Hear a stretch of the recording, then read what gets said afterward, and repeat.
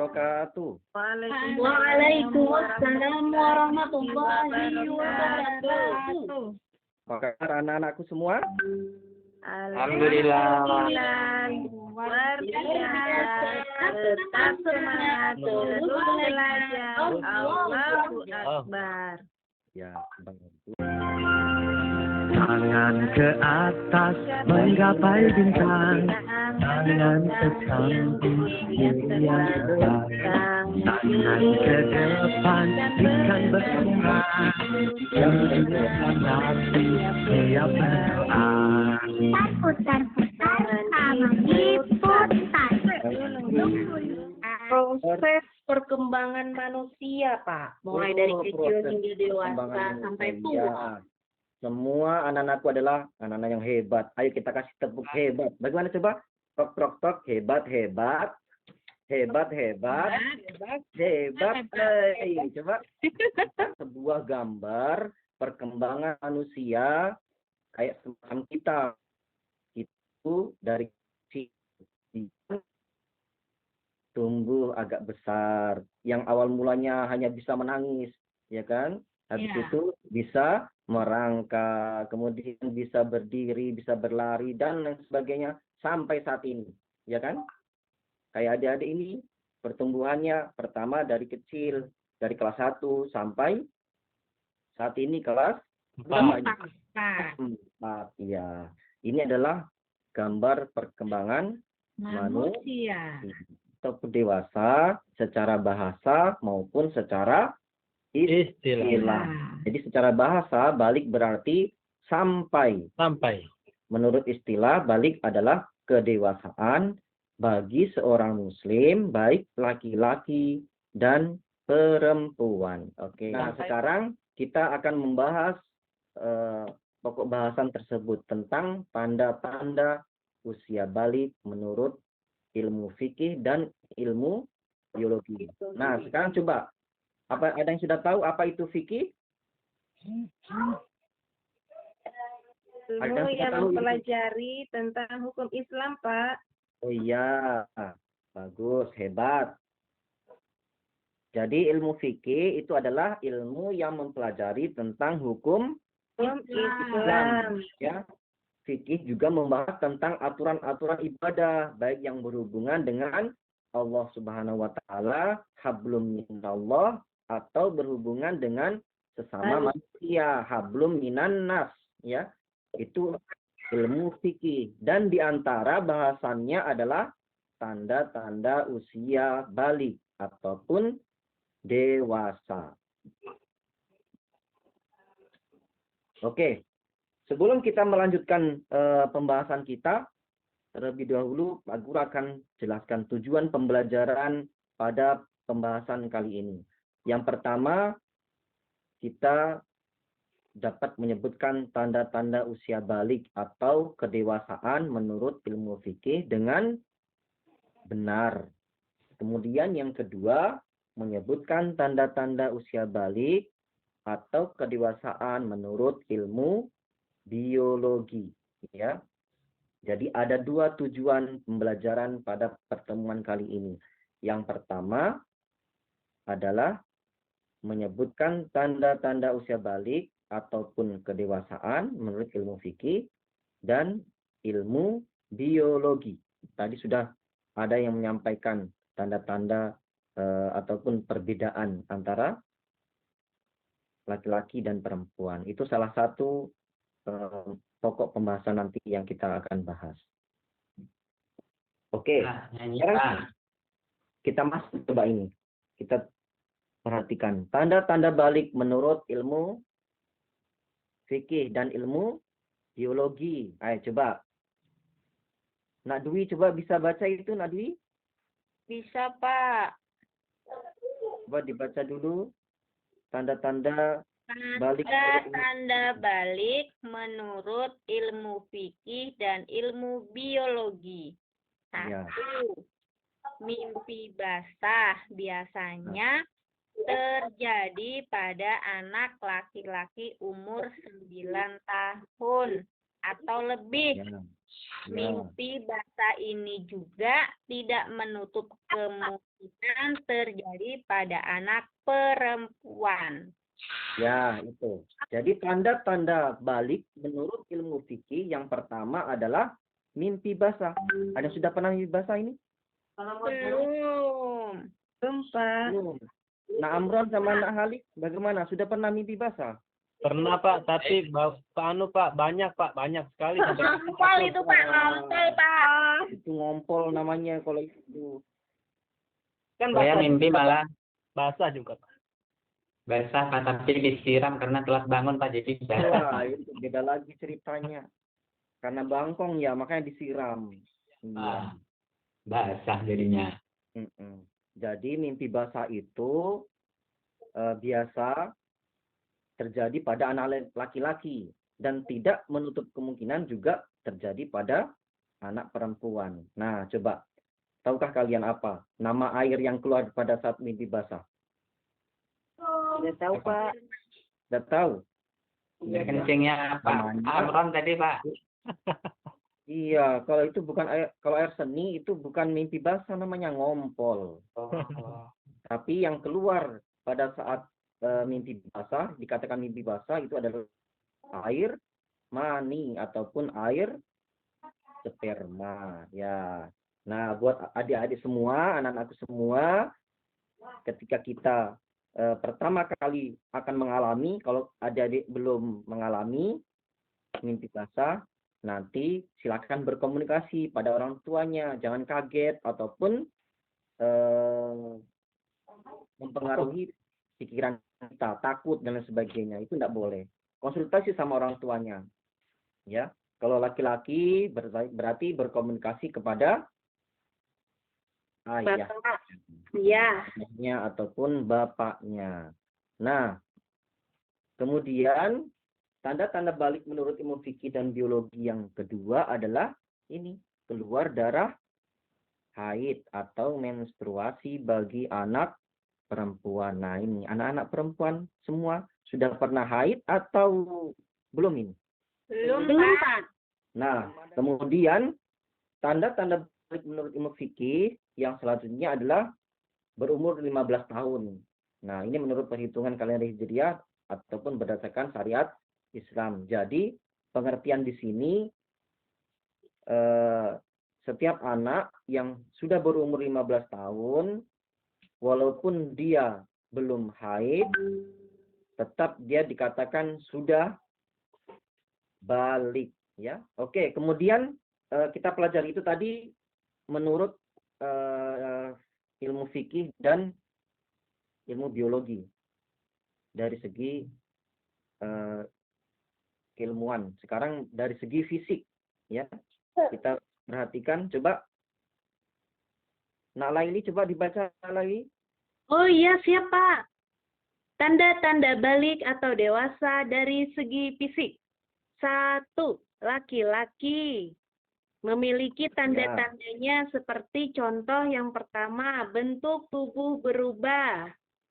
Berubah menjadi besar ya Pak ya. B. Perubahan suara. Suaranya seperti Bapak ya. Serak-serak basah ya. C. Tumbuh jerawat. Ih, saya tidak ada jerawat Pak. D. Munculnya jakun. Kayak si Asman tuh. Oh, Asman. itu Si Amron. Si Amron. Sama Bapak, sama juga tuh Bapak Asman. Benjolan di leher tuh Pak maksudnya kanker? Bukan, ini benjolan. Itu kalau ada kanker Benjolan Pak. jakun namanya, bukan kanker. Oh. Kalau kanker itu kan penyakit. Oh ya, siap Pak, maaf salah. 2. Saya belum ada Pak, belum ada saya. Bohong. Perempuan, yang pertama tanda-tandanya payudaranya membesar. Yang kedua tumbuh bulu di ketiak.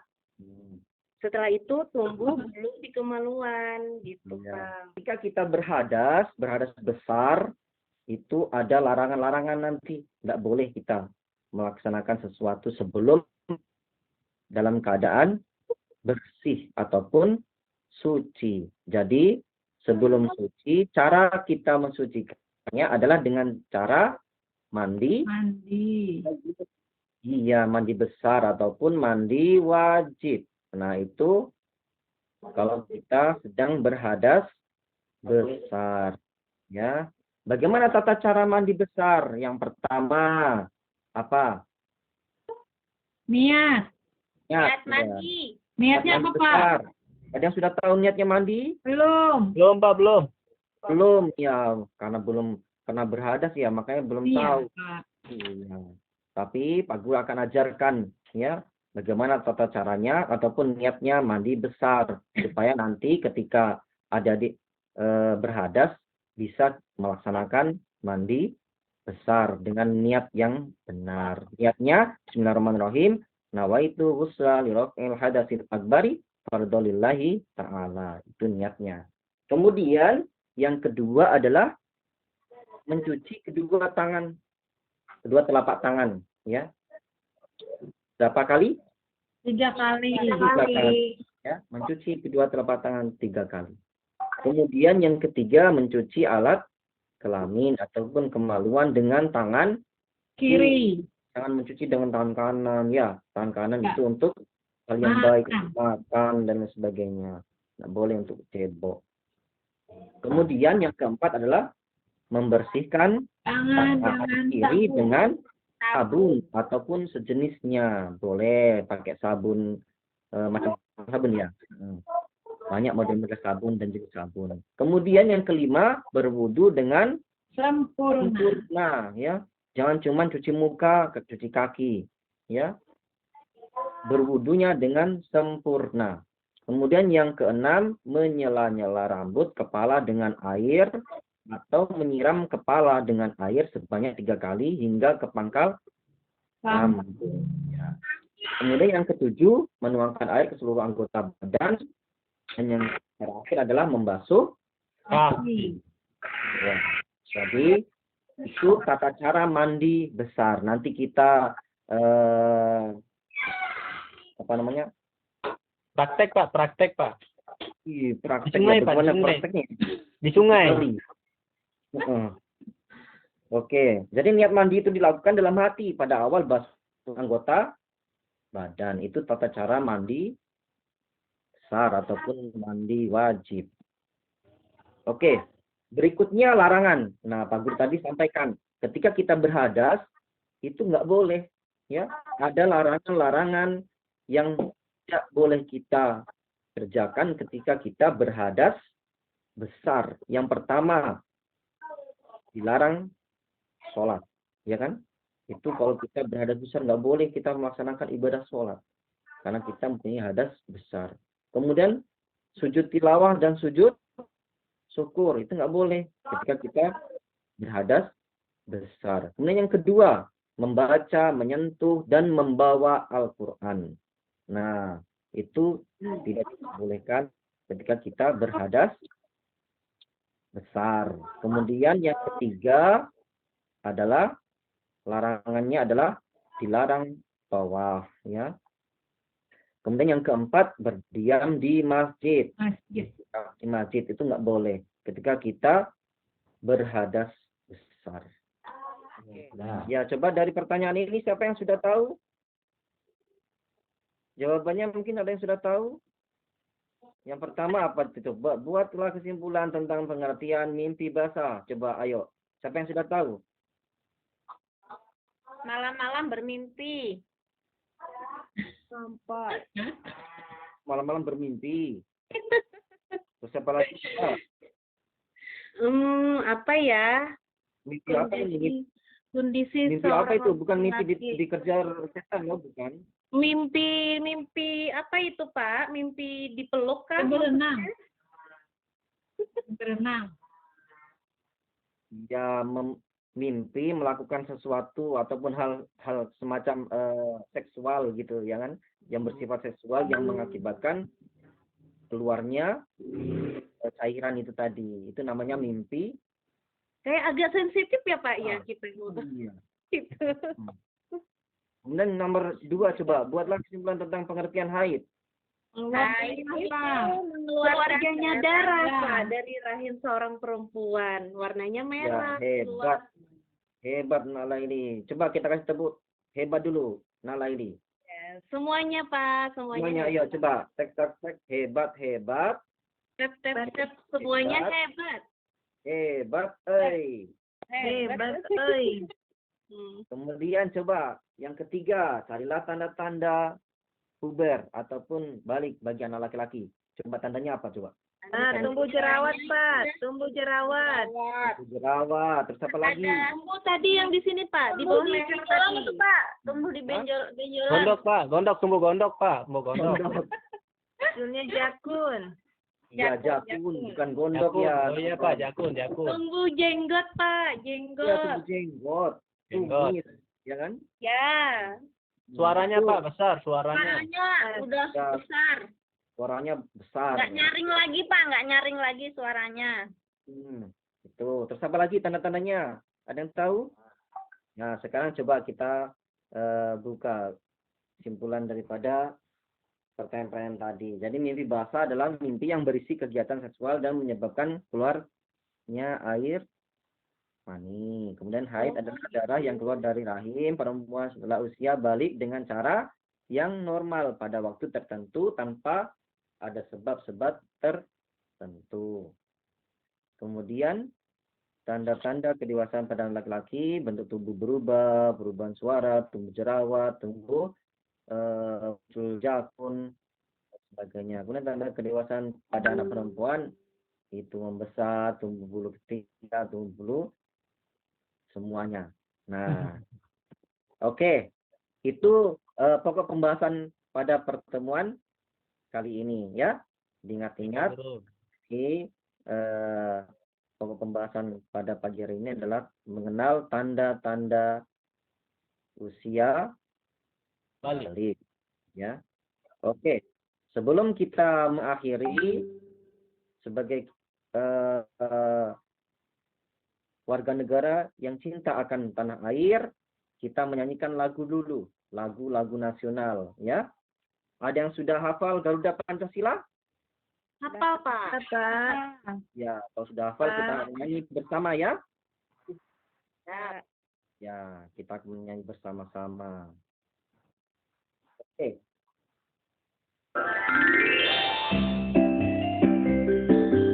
Garuda Pancasila.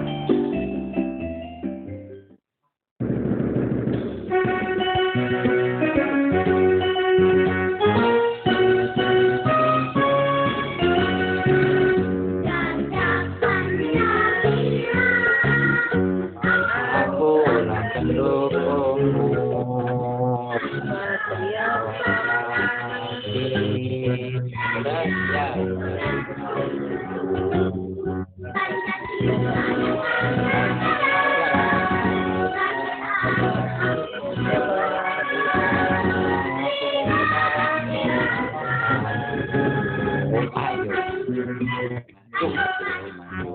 Maju. Maju. Dengan menyanyikan lagu Garuda Pancasila, kita mengenal dengan lagu-lagu nasional.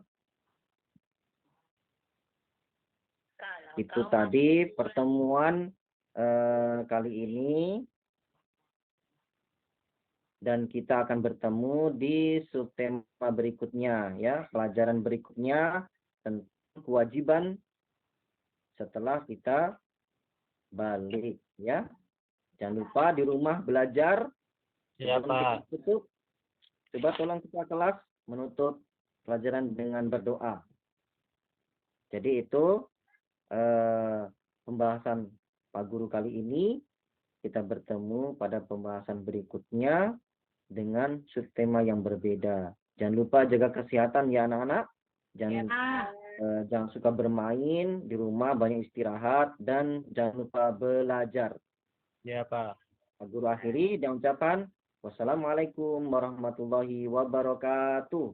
Waalaikumsalam warahmatullahi wabarakatuh.